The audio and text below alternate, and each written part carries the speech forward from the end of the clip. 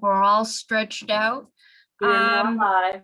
We are now live. We're back in session and we are moving on back to H433.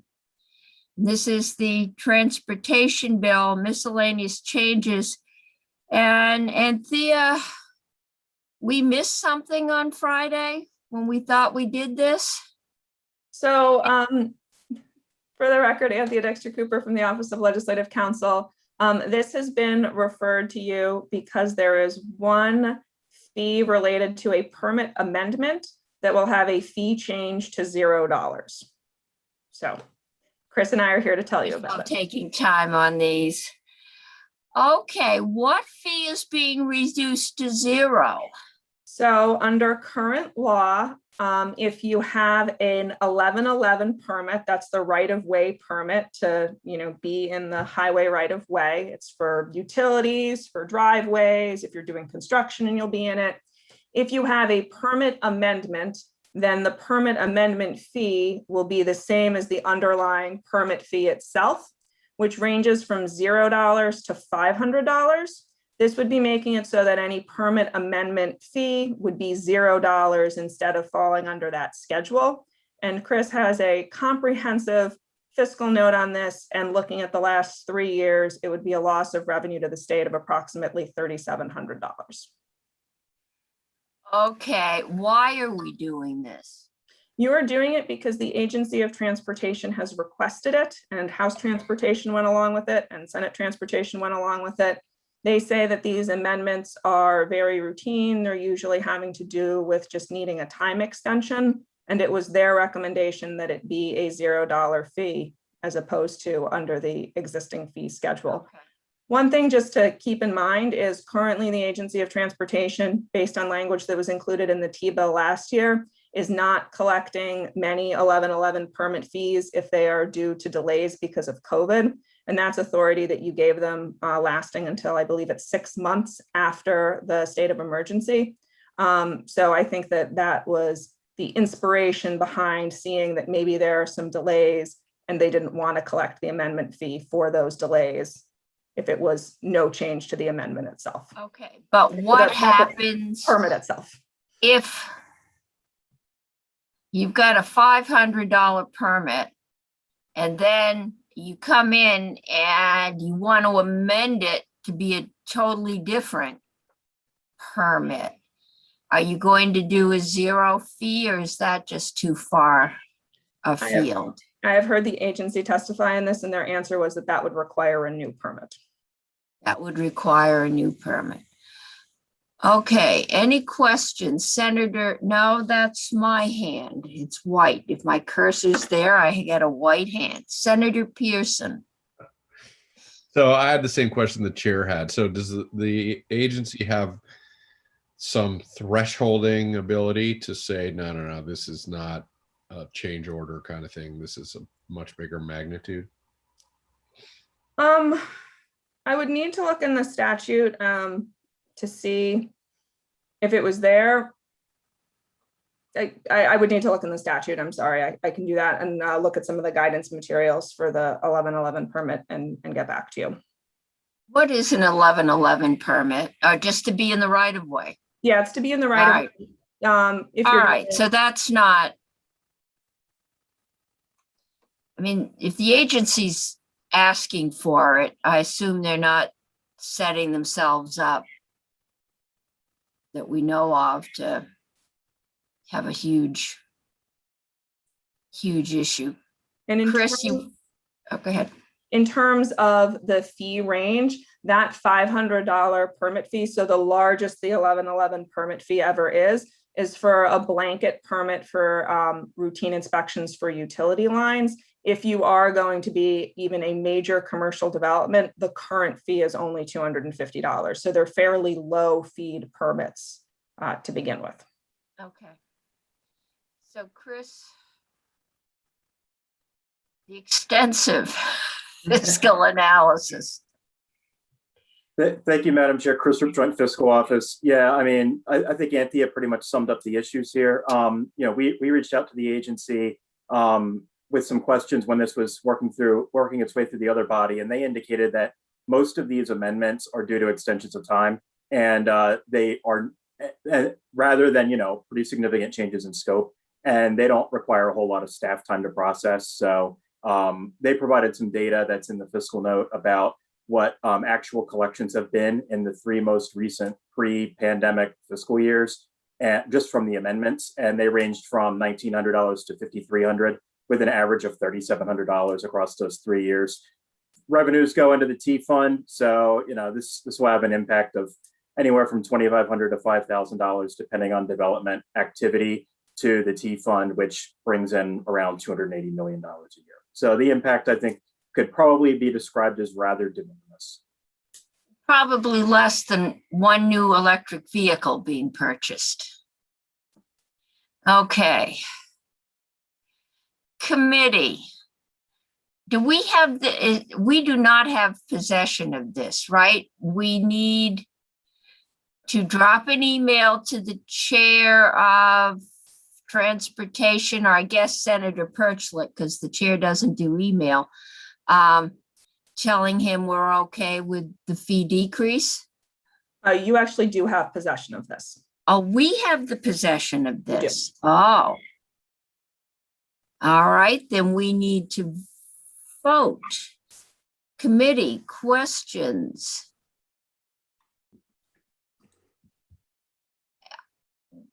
How about a motion? Senator Bray? I move that we report the bill favorably with no amendments. No amendments. Any further discussion? Senator Hardy? Just a question. This is part of the larger T bill. H 433 is the big T bill, right? Yes. Okay.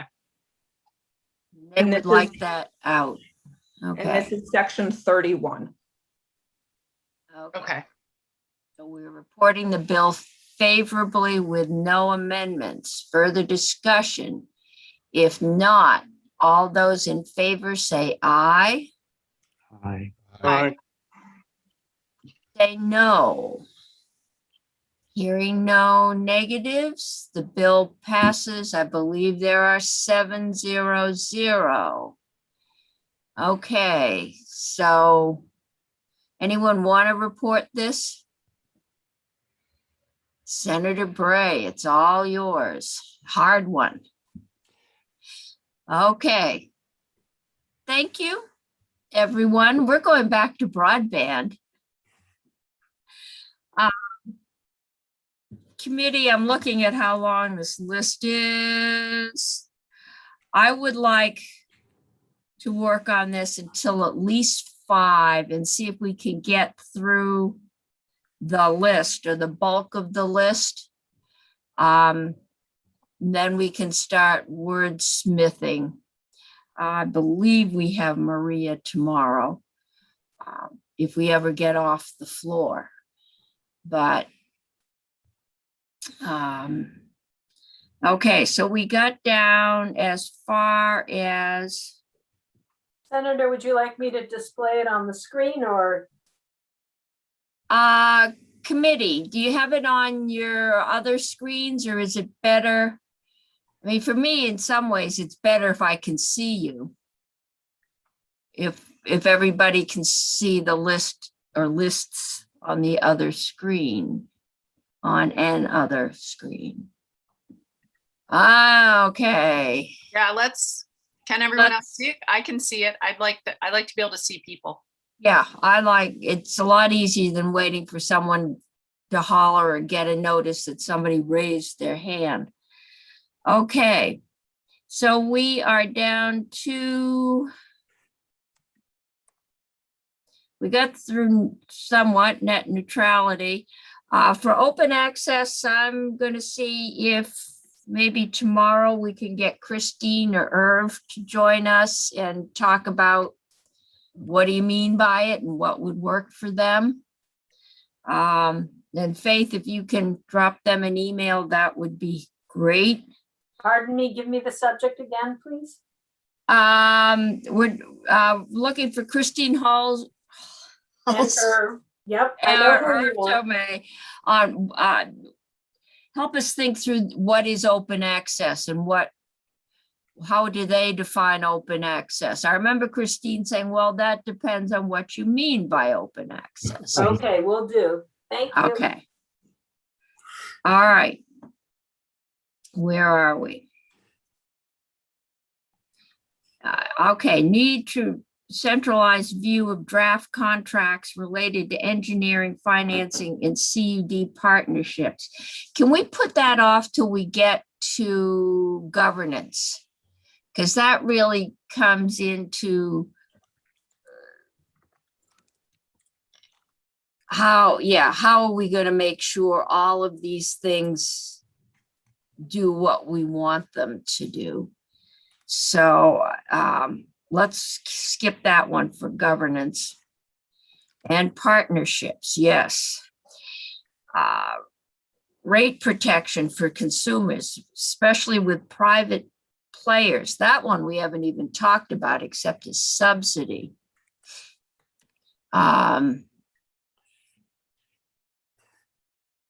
Senator Bray.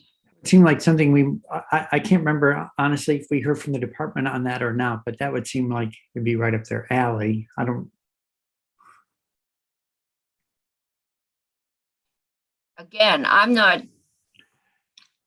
sure how much, if I don't think we can set the rates the private internet providers charge, can we? Isn't that part of the, because it's interstate? And that one hasn't really come up. Is it? It might. Grants eligible for all stages. All right, planning or only build out. I think the answer is yes, but just seemed like something. We should, you know. It's yeah, especially this first year, it would seem like, because that's what we're really, and that gets to the next one, the Vita loans. Yeah. We're really supplanting the Vita loans in the first year. They're getting a grant rather than have to take out a loan to get, you know, enough build out to pick up enough customers to perhaps, you know, go out for a revenue bond, but they may not, and they may need to go for Vita loan. I don't The know. bill right now has two different kinds of grants. They have the pre-construction planning grants and then the building construction grants. Okay. And there's a separate, I think it's 20 million, excuse me, and 130 million or something is the way they divvied up their 150 million. Okay. Well, And the bill does talk about Vita loans. I don't think we need to talk about it extensively, but we just need to be clear that we're leaving that kind of as is, I would guess. that's their finance and business plan. Okay. And what we could use some help, I think, in understanding a bunch of these CUDs, when this came up before, and I probably said something I shouldn't have, I got a bunch of emails saying, we've gotten our business plan approved by so-and-so, and we've done, so it might be helpful to just have an idea of what is happening now, who's got business plans, what do they include? I mean, when they say business plan, is it what we mean? Do we even know what we mean by business plan? Or, you know, I have a feeling they're working together in this Vicuna. Is that what they're calling themselves? Vermont CU Their association. Vicuda. Well, this Yeah. is why I had that other thing that I'm happy to delay on, but you know, we need, when somebody applies for a grant here, to my mind, they need to be really willing to open it all up to us. We need to have access in to basically to protect the grant. We're sort of, I think, to my mind, acknowledging some of the inexperience that's out there and trying to be protective. And so anyway, that's that's where I think Okay. we have I to be. just put approved business plan. Yeah. And transparency. Listen to you, this is like raising teenagers. I want to trust you and give you a whole lot of rope, but you're 16. I can remember saying, I do trust you. I trust you to be 16. Yeah. What could go wrong? That's right. Okay. So yeah, that, I mean, as part of that grant submittal is going to be a very detailed business and engineering and construction plan, I would think. Detailed plans. Is that a requirement? You just can't come in with a concept paper. Okay. Okay, Senator Frey. I like the application on concept. I'm also thinking, I don't know how it fits in here. We've had conversations off and on about workforce. So it's great to have a plan. It would seem like, I don't know if we say that you need to say something about who's going to do the work, but a lot, we keep hearing about there's a bit of a land rush on materials and people. And I don't know what we do about it, but I'm just sort of flagging it as an issue. And that would probably be part of construction plans. I mean, who's going to build this? Are you, or are you going to contract with somebody else? I'm assuming the guy's going with Washington Electric Co-op, that I don't know if they have cable, but I'm pretty sure they got folks that know how to string it. Which is a plus, but if you have to go out and contract for it in the open market, I think it will probably hear more, but that caution that Matt Dunn gave us about, and we found it last year with the number of projects that got grants that they had to return the money because they couldn't get it done because they couldn't get material or labor. And I believe there is a partnership with BTC, a workforce. Is that in this bill or elsewhere? Senator Sirotkin, do you know? You're muted, Senator. There's a bunch of money in H-150, well, not in 159, in the budget bill. But I don't think it's directed in any way towards broadband per se. Okay, no, it's I probably. think we may have to segregate some money if we're going to do a complete package here in this bill for workforce training, because we heard that there's going to be not enough people to do this work. I heard that there was some agreement with BTC. I don't know where I heard that. There is language in here. In my opinion, it's a little flimsy, but there's. All right, so we need to do more workforce. Yeah, there, as Senator Pearson said, there are provisions in this bill about apprenticeships. There's about data collection of what's out there, and there's some work on trying to figure out what to do about workforce. It's pretty, as Chris said, pretty flimsy. So it almost seems like economic development should take a look at it and figure out, but it's not a huge part of the bill. But I mean, these are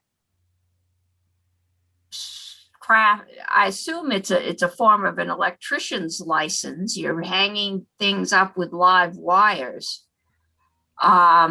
I know we had testimony that the unions used to do this training, but that they're having trouble getting instructors, probably because the instructors can make more money fixing light switches, just with the difficulty of getting a craftsperson. But plumbers were the same way. They were all apprenticeship programs. And I'll give that one to Senator Sirotkin, but I think probably in this bill, part of the submission should be their plans or their, for have you got wire under or cable, whatever we calling that, fiber under contract, and do you have a contracted workforce? And I think you may have a contract, but the guy may find out he can't get enough workers to get your work done on time. So I don't know if we can fix that. now that I said that, I'm a little worried if we argue too hard on behalf of these CUDs or others to have that kind of assurance that they can implement. I don't know how I want to be helpful as opposed to constrain them. And I'm really thinking more like what Senator Sirotkin was saying, a workforce, a package would include money to help develop the workforce for them. I don't know how they would necessarily know in advance of having money that they could go get the right people. Or have time to train them. I think training the workforce is another responsibility. We had witnesses we tried for a while to get witnesses on workforce development from the Department of Labor. It was very underwhelming. And what we got from the House had very little specificity on workforce development. I do know that there is a significant amount of money that appropriations put in for apprenticeship training, but I will find out by tomorrow the details of that money. I had spoken to Senator Kitchell about it, and she said, not to worry, we have money in for apprenticeships. I don't know exactly. I don't know whether it's for weatherization apprenticeships or for broadband apprenticeships. We have a ton of money going into housing construction. We have, All those tradespeople. yep. Right. Okay, Well, so access it to seems to fit- labor and materials Yeah. Might be one of the priorities or ranking. Do we want to tie money up with somebody who has no idea where they're going to get their workforce done, as opposed to someone that has a workforce? Senator Hardy. Oh, Senator Brock. Can I go to Senator Brock first? Because Yeah. I think you did have it. You had your hand up earlier. Sorry. Thank you, Madam Chair. It's just that I'm looking at the bill. The bill itself, in effect, is creating a study. This is 360 of occupational needs, and the study isn't going to be done until January of 22. The only training program is allocated $40,000 for the training fund, and that's the VTC piece. In a way, I guess what you have to say is, if this bill envisions that the responsibility for doing this belongs to the CUDs, then that ought to be part of the CUD's business plan of Right. how they're going to get the job done. I assume that it would be an integral part of it. I mean, there clearly is either make the people who are going to do the job responsible for figuring out how to do the job, which you would normally do, or you take an entirely different path, which we haven't discussed much, and that is look at whether or not the whole issue of stringing fiber ought to be done by people who know how to string fiber. And that basically are the distribution utilities. The distribution utilities have the staff to be able to do it, have the expertise to be able to do it. It offers the potential that if the tree falls on the line, that you have one truck as opposed to two trucks that go out to do it.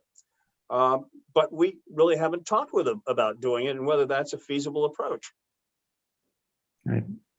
Probably talk to Green Mountain Power. I'm sure they'd come talk to us about it.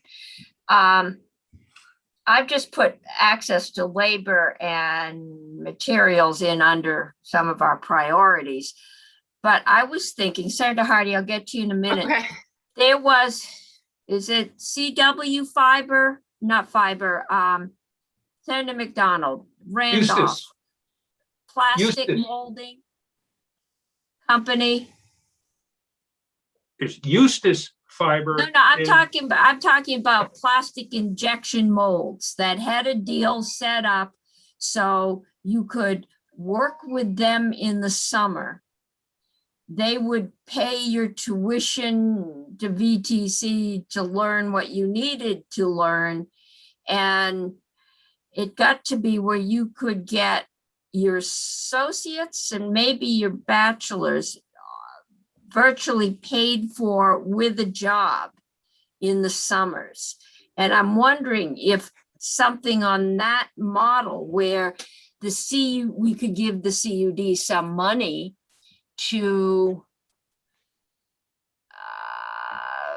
contract with a student who could apprentice with them in the summer or with a distribution utility. But something I jump on. The EC Fiber doesn't put up its own stuff. It hires contractors. Yeah. It does have people that go out and repair stuff, but yeah, I would ask Irv on how much they actually build themselves, or FX, how much they actually build themselves. If you so. I've seen trucks from Randolph out here with cable, and I've seen trucks from some other state out. The cable towing truck that was on Interstate 89, and it was from it was an out-of-state truck, pulling an out-of-state trailer. They're from all over up with here. With an EC Fiber sticker on the side. Yeah, stringing stuff, and the same goes in Danville. Every time I've driven through there, they're stopping traffic and running cable. Senator Bray and then Senator Brock. Sure.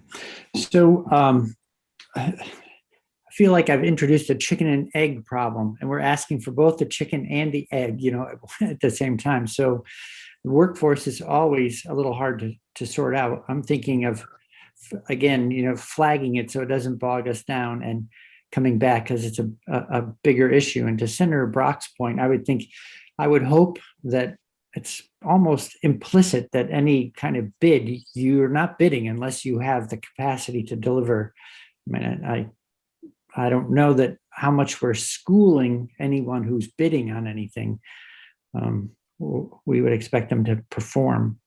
And there's something, Senator Pearson had a clawback provision. So that obviously isn't something you want to end up using, but if someone can't get the work done, we see this happens in standard offer. This is sort of the cautionary tale I'm thinking of.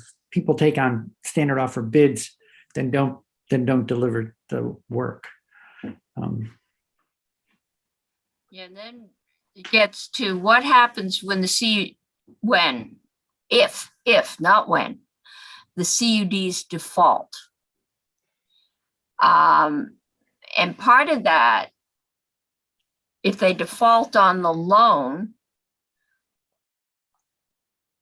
I suppose if they haven't spent all the loan, we can claw it back. But if they've strung fiber and subsequently go belly up, who owns the fiber? I would assume it might get sold, but it might get sold to a for-profit who now that, a legacy carrier who's now out there. But there should be some language in here to cover that gives us some control. If they sell it to a legacy carrier, okay, we're not going to claw back our poll money, but you will have to do X, Y, and Z in return. So I think we need some BYA phrase in there. We also talked about mergers and acquisitions a little bit before too. Yes, that we should get that big. Okay, but we probably will. And Senator Hardy. Thank you. I wanted to go back to Well, first of all, I wrote down and Maria and I actually talked about this yesterday about the business plan and technical plans as part of a requirement, a review of those as part of the requirement. And I just added including supply and labor availability, that they would have to include that in their plans when they apply for the grants. And to the workforce thing, Senator Sorokin, since it sounds like you're working on a lot of apprenticeship things, it would probably be helpful if you could look at sections 20, 21, and 22 of H360. They're really short, and see how it might dovetail or not with the whatever's in the budget or whatever your committee's doing, because there are 2 sections on apprenticeships in here, one in partnership with VTC, and then one that is just vague, that the Commissioner of Labor is supposed to set up. So if there are already apprenticeship programs in the big bill, we might not need to do these. And then the other thing that Maria and I talked about was that all of these grants would be subject to all of the state granting provisions that are sort of part of state laws for giving out money. And so I suggested that we we cross-reference that directly to make sure that everybody understands that these are all under the same kind of requirements that any kind of granting of state money is, and that if you don't do what you said, there's a clawback. I was going to say, I'm sure there's a clawback and some provision. So we should ask, I'm not sure who that is, but whoever the joint fiscal person is, maybe Bren. Yep. Yeah. Maria was going to ask joint fiscal to see who would be able to tell us what that entails. What that entails. So that would be good to know. So Senator Pearson. Yeah, the one, I think that's a good suggestion. The one trick though is that they will immediately have assets, right? As soon as they spend 1 day stringing fiber, there's assets that it's different than clawing back the rest of the grant or whatever. And that I think we need to at least identify as an area of study, or say it defaults to public ownership to the state. I don't know what the answer is, but in the Burlington Telecom fiasco, that was the leverage that Citibank had in a loan scenario. And it was an asset. It was a tricky asset for them because they couldn't take it away. So anyway. Just roll it back up and sell it. Okay. Committee, we are at the end. We've got 3 or 4 more very short sections. Do you want to continue, or are you fried at this point?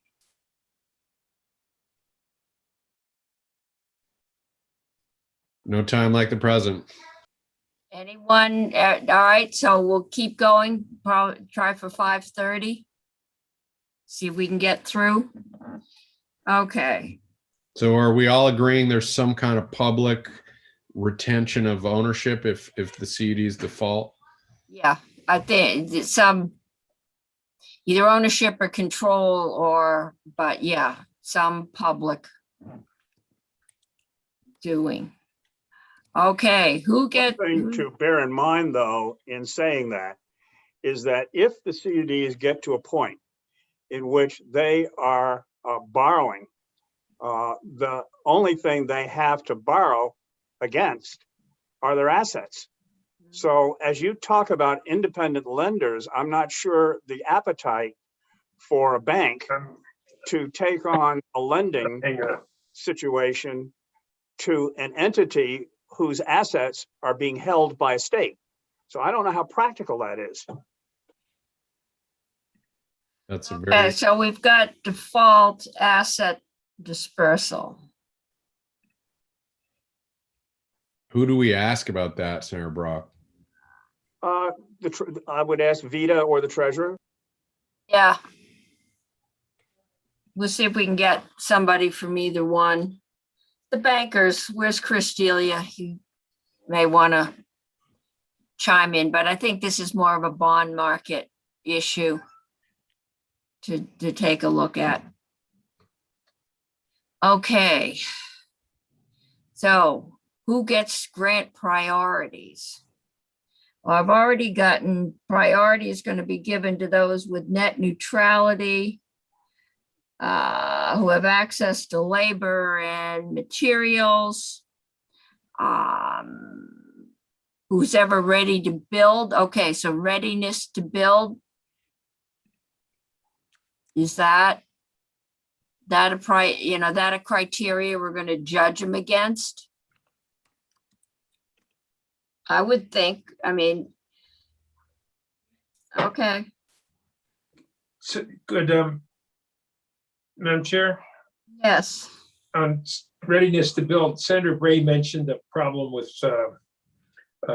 standard offer. And I don't know if it's worth hearing a few sentences on what that problem was. I don't know that it was ready to build. It was failure to complete, right? They're intertwined, I believe. Yeah. All right. So Senator Bray, what do we need to guard against? Well, I'll know we're actually having a tune-up on standard offer Thursday. So and having the administrator into natural resources and energy, so I can keep an eye on this and report out better. But the short of it is that there are folks who have come in with unrealistic bids, one in a contract, and then they're unable. They sharpen their pencils, do more work, and they realize, like, if we build this thing, we're not going to make as much money as we thought, or maybe not any. Rather than release the contract to have it rebid, it will stay locked up for a period of years. And now that power, no one's building any more renewable generation because that's already allocated, but it's also not getting built by the winner of the bid because they decided they either were unrealistic at the outset or they've changed their mind for good reason. I think this is an issue in a lot of bidding project or processes where they aren't realistic. Well, we aren't allowed to question anyone's motivation, but there are more than one motivation for having a low bid, and right. You're in an auctioning, reverse auction situation there. Right. The lesson that may be closest to home on this one is the ability for the state to say, okay, if you haven't performed by date X, that we're basically revoking your winning, we're canceling your contract or bid, whatever, and we're going to rebid. Because the frustration for some people in the renewable sector is that these things aren't acted on for a period of like 3 years, but they don't go back out and let someone else bid a little higher, but they actually would build the thing. Okay, so failure to perform and time frame is an issue. Yeah, that will have to be dealt with at some point. All right. Do we want to favor entities that are working with existing utilities?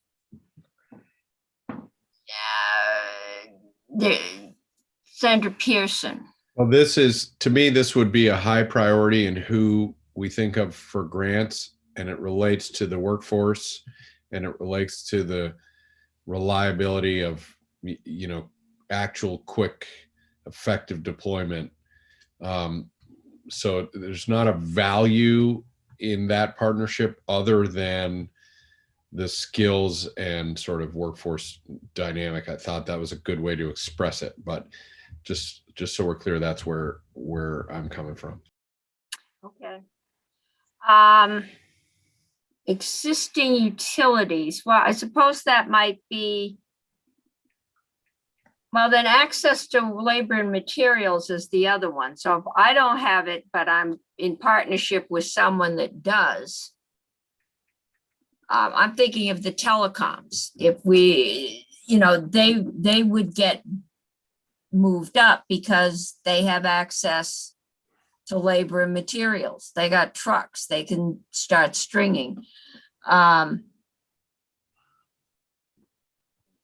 then working with a partner who also, and you could be working with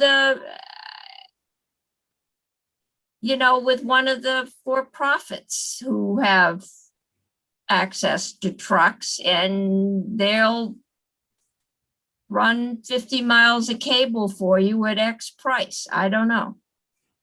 But it's all, we like the utilities and they would get up very quickly, but so won't your telecoms. But they are a regulated utility. So if we just say utilities and not specify electric, we probably have them covered. Right? I've got Senator Brock and then Senator Bray. In my mind, much of this boils down to, we could set some broad priorities in terms of how we decide who is first versus second in line. But the key is who's going to be evaluating this? Who's going to be evaluating the proposals in terms of their quality, their likelihood to be successful, the depth and sophistication of their business plan, the schedule that they have set out in terms of how they're going to perform the work. We have to have somebody competent doing this rating, and it probably would be better for us to think through who that's going to be or how we're going to at least identify that person. For example, if the decision is that this stays with the department, do we have confidence the department is capable of fulfilling those functions? Or should there be someone contracted out for the purpose of doing these evaluations, an independent consultant in this particular business? So we have to decide who's going to figure out if this proposal is the best proposal and if it meets all of the needs as far as the technology as well as the administration associated with it. That's probably the most important thing we're going to do, which is the governance structure. And keeping it as simple and as focused as possible. And that's where I'd like to spend the bulk of the time maybe tomorrow afternoon, because I think,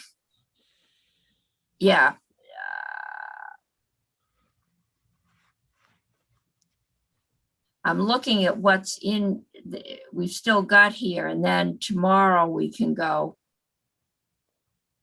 back through there. I think the next section is what Chris intended to be the governance, right? Decisions. Yeah, I think it is. Work. Yeah. Yeah. And that I think we need to be fresh. I think we always talked about grants to non-build out folks. I think we talked about planning grants.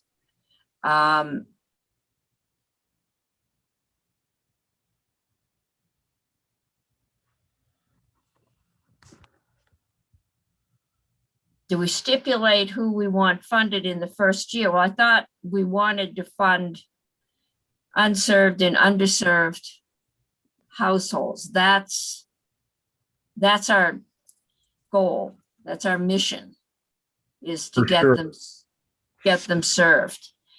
Okay. Sure, but for instance, I would say funding goes to the people that can build in July, not the people that are, I would put them first, and then I would have a slug of money that goes to the people that, if we give some planning money, could build next July. And so do we want to stipulate that? I don't know. Do you just bake it into, do you assume the authority or whomever will have a similar set of values? I don't know. Okay, well, let's think about this. And I think we need to start fresh on governance. And I'll see if I can, maybe tomorrow morning, but there's all kinds of money chairs and leadership meetings they're trying to set up too. But maybe tomorrow morning I can find a few minutes. We're actually starting late in health and welfare. So maybe I can see if Maria's available tomorrow morning and kind of walk through the decision points we made today so she can start looking at the bill. and putting our ideas in there, if that works. Okay, I think she's gonna also watch this video tonight. lucky her. Maybe we're on Netflix.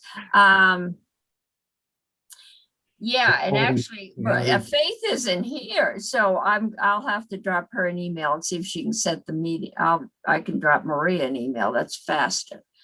Okay, Senator Bray. Yeah, it's just thinking back to the, we were just talking about working with utilities. We were talking about earlier, the challenge of workforce. And so I'm just thinking about, we've already had Washington Electric in proposing to run fiber. I don't know that we heard much from, if GMP said they have the same interest, and I don't know in any way if they do or don't, and VEC, you would suddenly jump to having capacity to run wires in something like 85% of the state with those three actors. So maybe it's worth revisiting the relationship to utilities, because there's experience, equipment, capacity, and maybe this is something they would, and for the same reasons that Washington Electric is interested, because eventually they want fiber to the home themselves in order to manage a more modern grid. And I'll just be clear, I put it here because if the authority or whomever is looking at two applications, and one is strung by Washington Electric and one is strung by Joe's Fiber Works, I hope we'll pick Washington Electric. That's all. Yeah. I think it'd be a better bet than Joe's Fiber Works, but. Okay. Randy wants to vote on that question. I'm trying to send Maria an email before I forget. Okay. Randy. You're good. Okay. Right. Wait, would Randy give it to Joe's Fiber? Oh, Randy would give it to Joe's Fiber? Depends on if Joe was his cousin or not, probably. This is Vermont. Okay, guys, I think it's time we call it drained of all our quits. intellectual capacity for the day. Yeah. Yep, I think we might have crossed that point a while ago. Should I we think end? so. end It's live? been a